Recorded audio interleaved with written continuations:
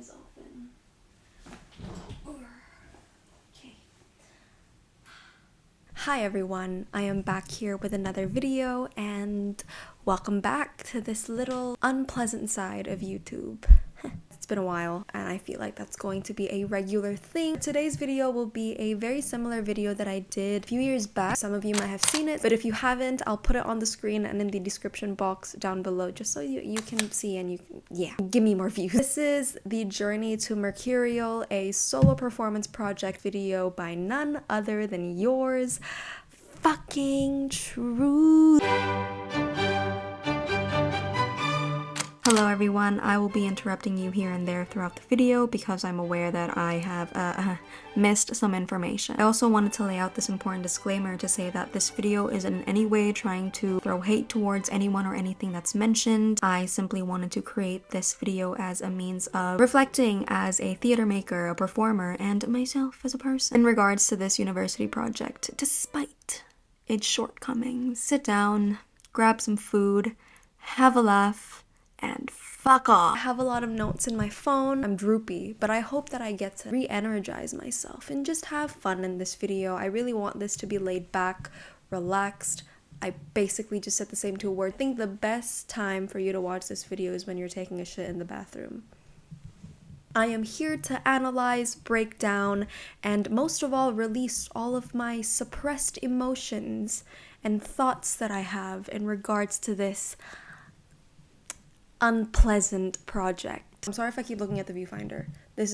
It's been a struggle ever since I was 13. This solo project had always meant to kick off the start of the second year of university. So excited to finally be delving into doing solo work. And we were actually informed at the end of first year, utilize our summer break and to get the whole project up and going on its feet, thinking about the potential stories that you might want to tell, thinking about the ways in which you want to perform your theater piece, whether that would be a musical theater piece, dance, pantomime. You could also do a Shakespearean type of performance, contemporary, anything you wanted to do. And I thought this was just a great outlet for us students to get to know each other in a creative level. It was so just nice to see my friends putting together this work of art. Ew, that sounds so pretentious. Putting together this show that all came from their mind and their heart, and it for me is a way to get a peek inside who they are as people and what they like within the world of theater. I think we were all so excited because 99% of first year was just doing an obscene amount of collaborative work, ensemble work, stuff like that, which is always a great thing. Let's quickly go over the rundown of this solo performance unit. So this fifth unit, actually called / titled Performance Histories. I was sort of a bit iffy with the name Performance Histories because this whole project was marketed from the very beginning as something we had a lot of liberty in. A lot of us were actually a bit confused as to, does it have to involve a type of history? Does it have to have historical meaning? Does it have to be, something that we take from a moment in time? I was thinking, I wanted to do a story that I did for Mercurial, but then I also thought, well, if it's historical related, then I could have done a show on how I just took a shit in the bathroom 10 minutes ago before recording this video. In an artistic way of trying to interpret things, I think history can mean so many different things. I felt, again, it was just a bit too generic. Hello everyone, editing me here, and I wanted to add, so I'm reading off a script that I made because I don't want to say anything wrong, how this sense of confusion that a lot of us faced during this unit was the most annoying thing we had to deal with because we felt that this unit could have been presented to us in a better way, but some of us were probably not at all guided towards the right or ideal direction of what our markers / tutors wanted to see from us in this unit. It was mentioned, written, and pretty much thrown at our faces that this project was going to be graded more towards the process, from brainstorming all the way until the final performance. So let me say that again. The final performance was not going to be the only thing the tutors looked at whilst grading our work. Brings me to say that most of us were a little annoyed that most of the critiques and or feedback that were made by our tutors did not correlate whatsoever to what was being told in our assessment tutorials. I had a friend who was given great feedback in her one-to-one session with her tutor, yet her grades and written feedback said otherwise, which is just questionable by all means. This applied to myself, and after interrogating a number of my peers about it, applied to them as well. I don't mean to be a bitch and complain, but I will be a bitch and complain about this part of my experience. This unit was also one of the shortest units as a whole in comparison to the other things that we've covered throughout first year and so far right now in second year. It was in total 5 weeks long, where in the end we were expected to produce a 6 to 8 minute solo performance piece to be presented. We're required to write a reflective journal and submit a creative and visual portfolio. This little baby in the back, is the cover page from my portfolio. Let me toot my own horn for a bit. I know I had the best one. Full on. I had the best one, the sexiest one. I worked so goddamn hard. I know it's the best one. Don't even argue with me. Due to the amount of students there are in my year, there are around 50 students in total within the performing arts cohort. That itself really affected the time we were given for technical rehearsals, so we were actually only given a 10-minute slot each to do tech as a whole from start to finish. I was always a firm believer that it's so important for anyone within the world of theater to experience at least once in their lives what it's like to be in a proper technical rehearsal, and I just thought it was such a missed opportunity because a lot of us were interested in delving into the world of the technical side of theater. For some of us, it was the first time dabbling with technical theatrical elements, and so many people were so excited about it. People should understand just how much preparation and patience is needed to be able to make sure that your rehearsal is going as smoothly as possible, and I think that can't really be felt as much within a 10-minute technical slot. I can't really complain about it. I'm not the teacher. This was way out of my control, and also at the same time I also need to keep in mind that there are 50 shows that the technical team have to tech for the 50 different students. That must have been insanely brain damaging for them. Quickly explore the story of Mercurial. So it was definitely clear in my mind that I wanted to somehow and sometime in the future return to the world of Wonderland and dabble back into the Mad Hatter as a character a little deeper than I did a few years ago when I did the Mad Ones. And having grown up and consuming so much of the media and the amount of stories that I've lost myself in, I was always fascinated by the whole concept of the descent into madness. The phrase descent into madness can be described as a negative decline or distressing shift that sometimes permanently deteriorates one's mentality or state of being. This descent can manifest in a variety of ways, whether that would be from obsession, losing control, isolation, and overall their own internal conflicts that ultimately shows how fragile we as humans can be. This is also a well-known trope within the media, literature. Even Shakespeare himself utilized this theme in so many of his plays. For example, we have Othello's insecurities and jealousy that ultimately leads him to murder his lover, Desdemona. We've got Cleopatra, who just goes ballistic after finding out that her husband, Antony, died. We all know what happens to our bitch, Lady Macbeth. The theme of the descent into madness is very much ingrained in so many iconic pieces of literature and as well as history, I just realized. Especially nowadays with the increasing amount of stories that are being yeeted into our faces. You know, there's so many different ways in which the whole story style of the descent into madness can take place. It can happen anywhere and in any time, which is why I find it so intriguing. For example, we've got Daddy Anakin Skywalker, futuristic, galaxy far, far away. On the other hand, we have... I wrote a list of characters that I thought went cuckoo. We've got the Phantom in the Phantom of the Opera. We've got Eren fucking Yeager. I wrote down Frodo Baggins as well because even though that he did ultimately have good-ish ending, his journey with the One Ring ultimately took a toll on him, which I think affected the rest of his life, and I don't think he was able to fully recover from it. Got Jack Torrance from The Shining, Guts from Berserk, and Ban from Seven Deadly Sins. I feel that each of us as human beings have this ticking point of what specifically triggers us. Why does it trigger us?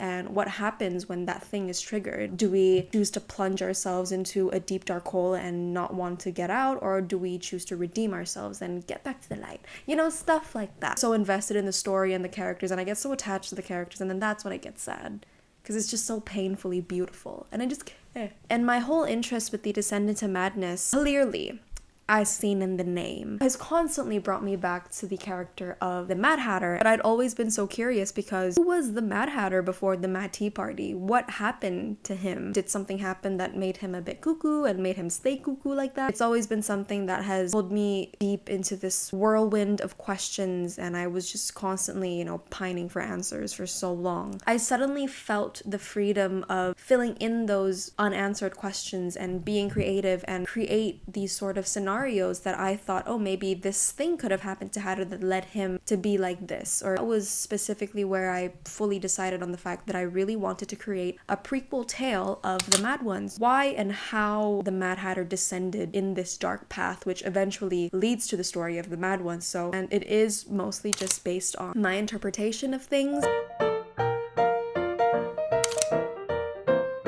So The Mad Ones was a The Mad Ones was a sort-of-ish adaptation of what occurs in the Mad Tea Party chapter of Lewis Carroll's Alice's Adventures in Wonderland. It was an immersive piece where the audiences are active members of the Tea Party, sitting in their own designated seats. You see Hatter and her friends' interactions with their newcomer Alice, and all of it builds up to Time, an unseen force or character in the story taking away Hatter's friends, who were in reality not real to begin with. Once Hatter is left alone in isolation, she cracks, and has to deal with the fact that she isn't in control of her world. Time rules everything, and she is trapped in this continuous cycle of living her life going through a circulating and never-ending tea party. Let me just fix my hair, because it's seriously not hairing today. There are 20 minutes in. Let me read you a quick summary of Mercurial that I had to write during class. I thought this was such a sexy summary to begin with, and then I read it again. It's questionable.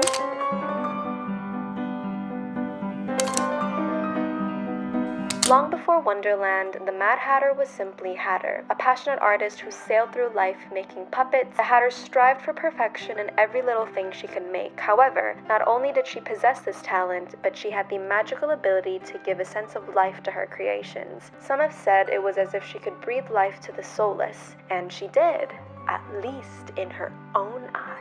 Hatter's quirk became vastly known in the public eye, thus became her life in the circus, where she would showcase her most perfect creations to date, amidst the bright colors of her stage and joyous music complementing her unique sense of style. However, one night, as the Hatter unveils her newest creation to the masses, she performs her magical deed, wondering what kind of soul would enter this inanimate object.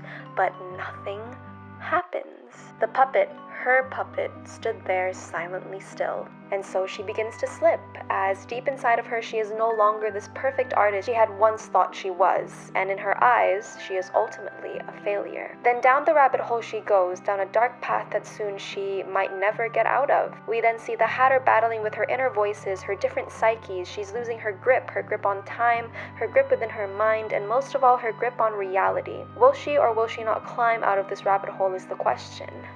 You tell me. You know the answer.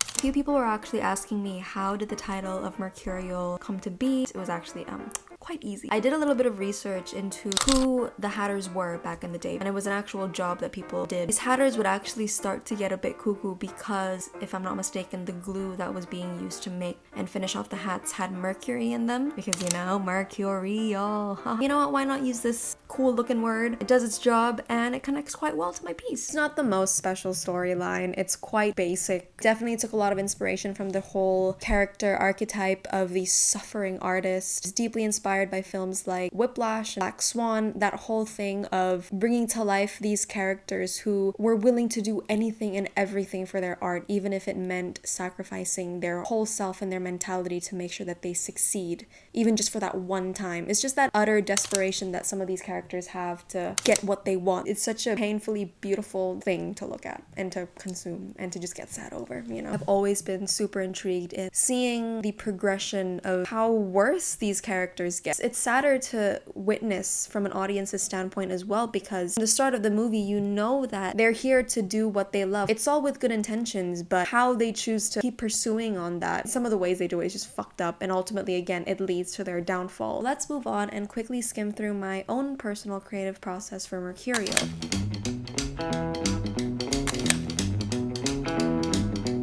With all of the work and projects that I've done thus far in my very short-lived life, I've always had the presence of intentions from the very beginning stages of said project. And yes, I know, that is very lame, but I am all for it. I am a firm believer of the fact that intentions carry and guide your work until the very end. And the way I like to phrase it, as if these intentions are like the foundational bricky stones of the house that you're building.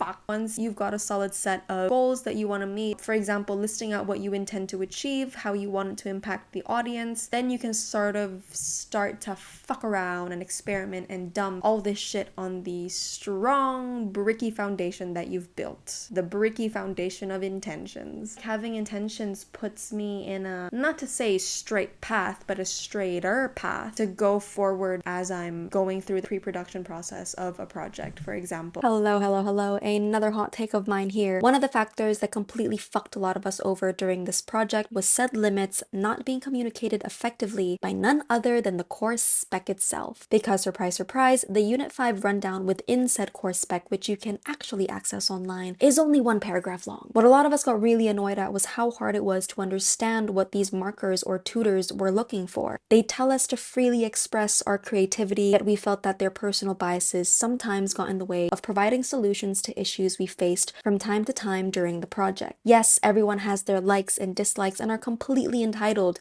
to their own subjective opinion, but having that get in the way of seeing the potential a piece has is fucking annoying. It wasn't helpful at all to have tutors comment, oh, this won't work, and A, not give a reason why aside from I just don't like it. B, not mentor us towards a list of possible solutions that may serve best for that piece's intention or ultimate goal for existing in the first place. Even though I am free to create Mercurial the way I want to, I still need to remember that I only have 5 weeks to do this. I've got limited time, no money, limited facilities as well. Now that I'm talking about it, I feel that that was one of the first things that I fucked up ultimately in this project. I got too carried away, I got too excited, and I just was so ambitious. On one hand, I was just very dead set on making this in this specific way. Everything went in a downward spiral. I reflected on my mistakes, now we can move on.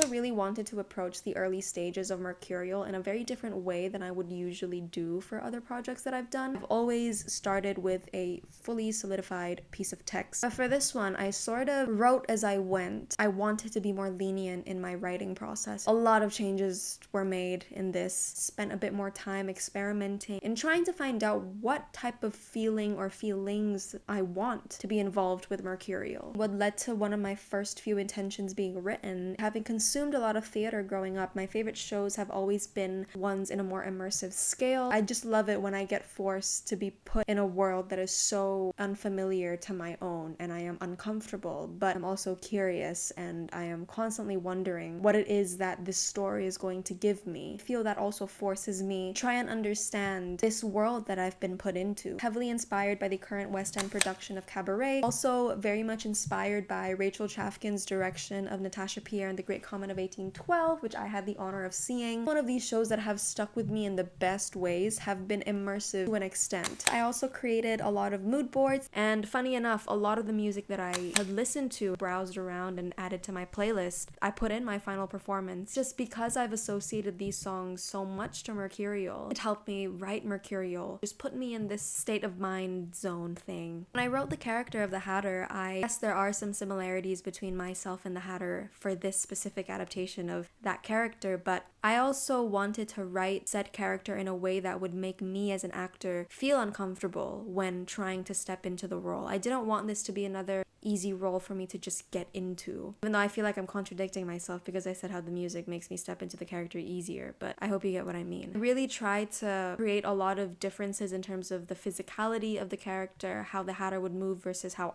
Sasha, would move. It's very different because I'm a very awkward person. I keep to myself a lot. Got to work with a movement teacher for this piece and really consult with her in terms of how should I get comfortable in this. Did a lot of exercises in terms of exploring small space, medium space, large space, and seeing how that in and of itself, without verbally saying anything, can communicate about a character. And I found that super interesting, so fun to experiment with, and it definitely helped me. For this 5-week-long unit, we were given the opportunity to also perform draft pieces of our performance to the class alongside our teachers. Those draft performances were some of the best things I've experienced ever. Choose your destiny.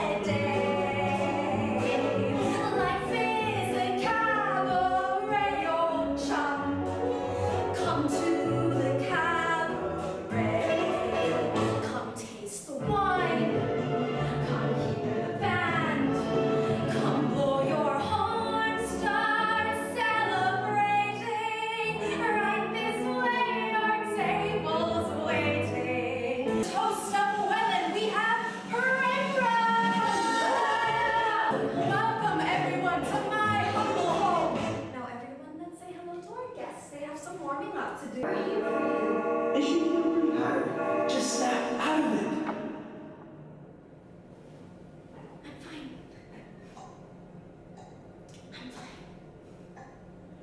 It's fine.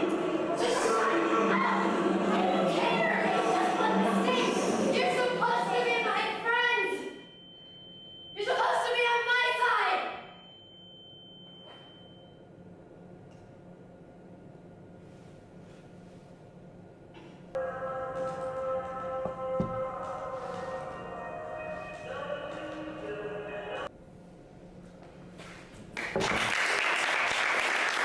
Or like you've sorted out all the sound and the whole stage and everything, so I think we get a really better vision of how it looks. And also you're just having so much fun with it. You put so much thought into this, especially with the timing of the sound. It's all I enjoyed the whole piece, really, really awesome. And I think you've got a really beautiful voice, and to the end, I finally, after I finished the whole piece, I understand what you mean. And I can see your eyebrow is shaking. I was touching.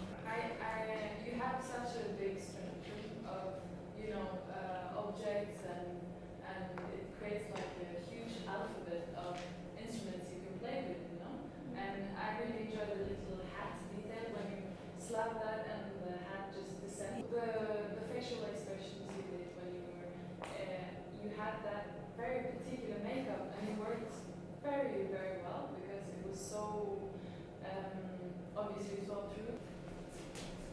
Hear the music play. Life is a cabaret or drum. It's time for a holiday. You look where you naturally went to. Here. Exactly where your table was. Yeah. Taste the wine. Come hear the band. Come blow your horn. Start celebrating. Right this way. Our table's waiting. Evening, everyone. I am the magnificent Hatter. Are we doing good? Don't say anything. Are we doing good? Now we have the inseparable duo Tweedledee and Tweedledum.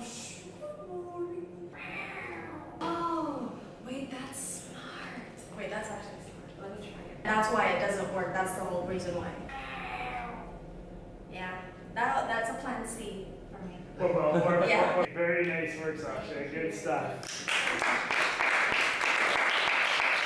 I think one of the best things about the draft performances that I did was just how freeing that felt. And I remember seeing my friends' faces had an amazing time. And it was also just very valuable because I got to receive a lot of great feedback and I got to see what worked and what didn't work. And obviously that helped me tweak my show more and more. Also utilized Freytag's pyramid. Yes, very lame. But that really helped me finish the writing process for Mercurial because I had definitely struggled with it to an extent. I remember the ending of Mercurial was actually one of the first things that I had fully settled on. The beginning sort of came about quite naturally, whereas the climax and the rising action and the falling action were just the worst for me to write. I really needed those three aspects to be golden. Why this climax in this time? I needed to be able to answer that question. I wasn't able to answer it. What was the point in me putting it in the show?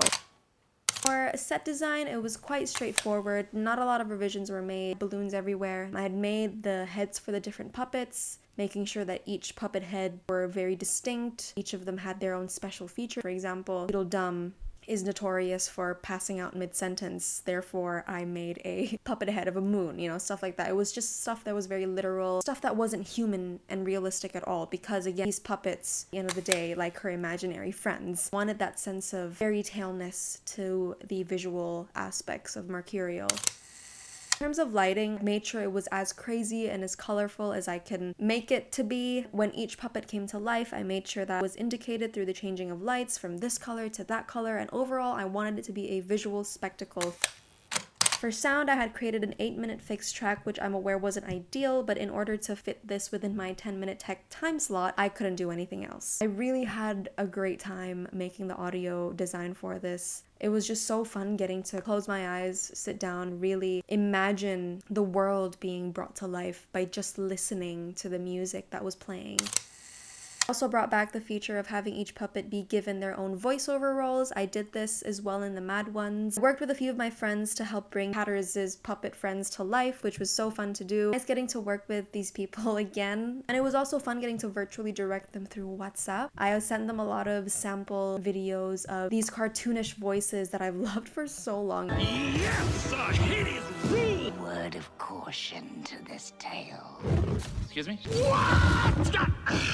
Okay, fine, I'm cool, I'm fine. I remember constantly telling them, more dramatic the better, the bigger the better. This also added towards the truth that these puppets are ultimately all characters within Hatter's twisted mind. In her world, we're seeing these puppets come to life as if she genuinely has these magical powers, even though she actually doesn't. For the puppet heads as well, I originally wanted them to be 3D heads made out of paper mache. Gave up on that because it was just too much to deal with. Kept fucking up and my room was a mess. Shreds of newspaper all over the floor. Resorted to making them 2D and it was a lot easier.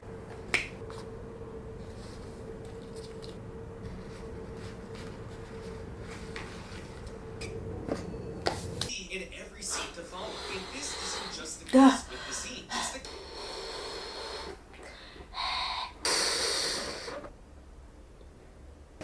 And then I had to, that's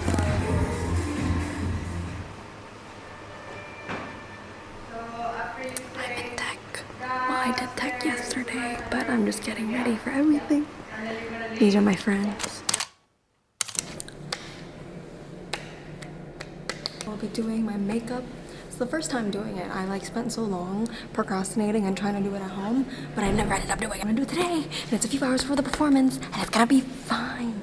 It's fine. I also had a lot of fun thrifting, coming up with the makeup look that I wanted for this role. I wanted it to be very inspired with the Mad Ones. A little fun fact about my contact lenses. For the Mad Ones, I used both yellow contact lenses for my costume solely because it looked so cool. There was no meaning to it. When I was working on Mercurial, I realized, what if I used only one of the contact lenses for my eyes during the whole progression of Mercurial to sort of communicate two sides to Hatter's psyche or personality that are in constant battle during Mercurial. We have her human side with her human eye manifested as being this passionate, starving artist. On the other hand, we've got her cuckoo in human side, which is her yellow eye, which sort of foreshadows her future of being the Mad Hatter in the Mad One's tale. I just thought that was cool. No one noticed. I did though, so it still matters anyway.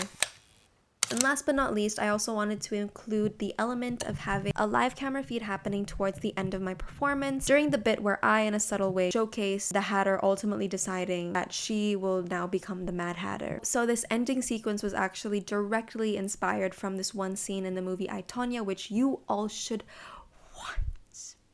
What happens in that scene, put it on the screen as well, is Margot Robbie's character, aka Tonya Harding, is in the vanity makeup room before she gets out to compete in an ice skating competition. This whole scene has no dialogue at all, and it's just her sitting in front of the mirror, putting on makeup and forcing herself to smile in the most depressing way ever. And it says so much, and it really impacted me. It's all just happening in her eyes and in the way she's so stiff sitting in this makeup chair. I really wanted that feeling, that uncomfortable aura. It's so tense, it's so suspenseful, and it's scary. It was ultimately what I really wanted to implement in the ending sequence. The live camera feed thing, for example, I am looking at you and you are the camera in the audience. The moment I would sit down right now and start putting on the makeup in the ending sequence of the show, the camera would turn on and it would be connected with a wire to the projector. Whatever's seen on the camera would be projected to the screen behind me because there was this large fabric cyclorama screen. And what would be projected in that screen would be a very awkwardly close-up version of my face right now, doing the makeup and trying to smile forcefully to the mirror, which is the camera. I really wanted to merge the mediums of film and theater together during this ending sequence because when you're watching a play or a show or a musical, where you're sat, you see what you see. You can't really zoom in and see what this character is doing during this specific scene. However, in film, I feel in a way that these directors or writers are telling you what they want you to see. Well, a specific close-up of this character, they want you to see that. There is a purpose behind that shot. So I really wanted the audience to not only have the freedom to look at the whole performance space that I was going to be in, but I also wanted them to specifically see my face in that awkward close-up. I really wanted to also showcase this one side of Hatter as an individual in the beginning, where she starts to show off very joyous, happy jazz hands. She opens the piece up by singing Cabaret, welcome to the cabaret. The ending is something of the complete polar opposite, where it's dim, dark, silent, no one is talking, there is no music, the puppets are all inactive at that moment, and it's just Hatter alone in her true space. Crazy the amount of things I've learned only through the creative process, because I haven't even talked about what happened. The shit that happened in the final performance. Even though things may not have gone the way I expected, it was definitely still worth getting to experiment with this theater that I performed in the university and to test the limits of it. See what worked and see what didn't, which overall will help me in future performances that I will do in said theater. I always like to remind myself that I could have easily done a show where I just stood there in the center of the stage doing a monologue, and then there would only be one spotlight and that's it. I've done that before and I'm kind of bored of it, so I really wanted to utilize and take advantage of this opportunity to really step out of my comfort zone and do something completely different, and to really, again, make myself uncomfortable. I think something that I realized through this project was just how much I love the holistic approach to theater making. I love the equal time and effort that I gave dedicating time to set design, lights and sound, all of these different theatrical elements that really made Mercurial. There's so many different artistic elements being pulled into a certain project, and just seeing how all of those different things are able to weave into each other and see how they complement each other. Ultimately what I also tried to do in Mercurial, which fucked me over actually. I'm on 12%. Okay, I can make this. Okay, let's talk about it.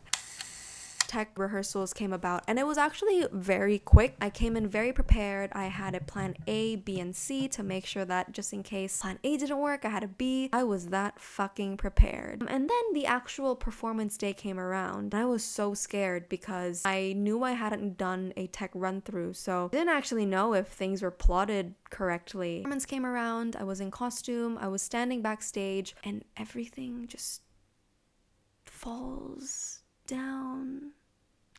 And everything fucked up right before my eyes. When I tell you I couldn't hear the audio being played, I couldn't hear anything. Yes, I could hear it very faintly, but I literally had to stick my ear out and try and decipher where the audio was in terms of the 8-minute track, because my show was so reliant on the audio and really managed to bring out the sense of nightclub, cabaret feel of Mercurial in the music, the orchestra pieces that I included in, the drums. You just couldn't hear anything. It was horrendous. It was horrible because I thought things would get fixed or tweaked a bit, I guess, throughout the performance, but no, it just stayed the same until the very end. I was in shambles, and I thought it was a interesting thing because the whole story of Mercurial about the Mad Hatter fucking up her piece of work just goes insane. I was going through the same thing on stage. I was going quite insane on the inside, and it's just now that I'm actually thinking about it, I'm actually reliving it. Sometimes, when I'm walking to work, for example, and I'm walking, or I'm scrubbing the toilet,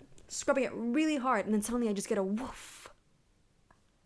I get that memory whooshing by and didn't even ask for it, and it just does, and I physically cringe. Ugh. I hate it. I hated it so much. I've never been in a show this fucked up ever in my life. It breaks my heart even more because I had spent a good fucking chunk of money for this. My own money. And I also spent so much time and effort, and I dedicated so much of myself to this. I was so determined, I was so motivated, and I was on fucking track, let me tell you that. This is a hot take, so please bear with me. This isn't just for this unit only, but my experience in university so far that I feel I should make a whole other video for hasn't always lived up to my expectations. I think I've also in one hand glorified the uni experience for a very, very long time. And I guess it's this whole thing of, you won't really know what it's like until you're actually in it. And well, I'm in it now, and I don't really like it. Just my personal experience, my hot take. When it comes to, tech and the facilities that a university can provide for their students who are, especially as international students, paying a lot of money to be here. And I feel like I'm beating around the bush because I'm so scared to say this, but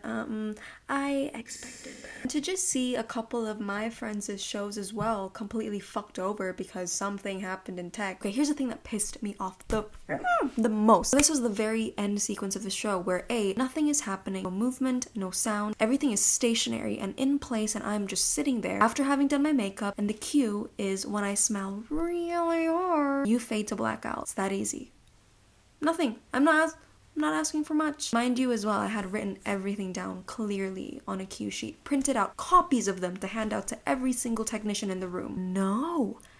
Nothing turned off. The only form of communication that I could do at that point was to just break out of character and do this.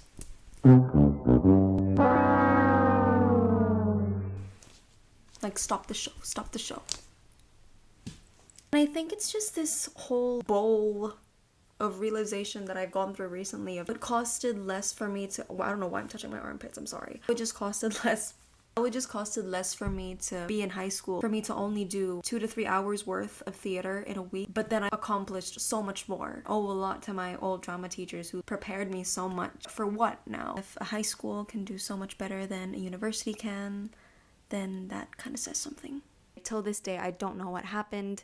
I was never given an explanation, and I guess it just is that way. And I'm not gonna really complain about it because I can't change the outcome. Everything just happened as is, and I have to live with it. Yeah, it was just sad. Performing it for the first time in costume with all the lights and stuff, like, it would have been so good. And I just remember when I was doing the draft performances, how easy it was for me to just tap into this character, which was so unexpected of me because it was such a freeing feeling. I was just begging for more like that. I don't know, the adrenaline really rushed through my body when I was doing that. Oh, I forgot to mention the aftermath.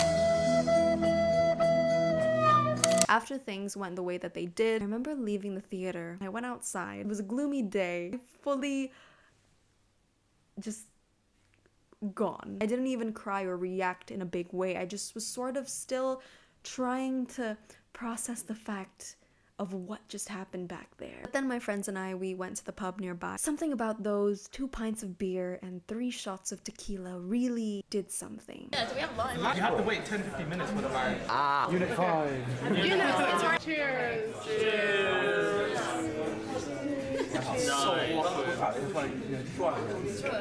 I was so drunk. It was just an unexpected type of drunk as well, because I feel when I'm going on a night out, I'd sort of think to myself, you know what, I'm gonna be drunk later, so I need to mentally prepare myself. This time, no. I was so out of it. I was done. I was death. I think I remember dancing outside. It was horrible. It was that bad I had to Uber home. I spent 20 quid and I don't Uber home, and it really pissed me off. I just realized that I didn't really share my main takeaway from this project is the fact that it's okay to fuck up. It's okay to fail, especially in moments where you've had high hopes for certain projects or aspirations, and to just see it all crumble down right in front of you. It's okay. I mean, it is easier said than done. It definitely wasn't okay at the start. I sort of had to just accept that things happened the way that they did, that I couldn't change anything. I didn't want to be stuck in that constant cycle of moping around and being sad over the fact that things didn't go my way. Well, the truth is, things don't go your way, and you just have to find a way to deal with it. So that's just my main takeaway from this project. And it wasn't just this idea that was laying around in my notebook. You know, I actually tried to bring it to light. Most definitely did help me grow as not only a person, but as a creative individual as well. Overall, I did what I could, and I'm just gonna let that be now. That was just everything that happened. I hope you enjoyed this video. I hope that was chill enough for you, and I really hope that maybe you can take something out of it. I really want this to replicate the creative process that I had properly gone through. I really want to come back here more often. It's very nice, it's very nostalgic. So yeah, I hope you guys enjoyed this video, and I'll see you in the next one. Bye!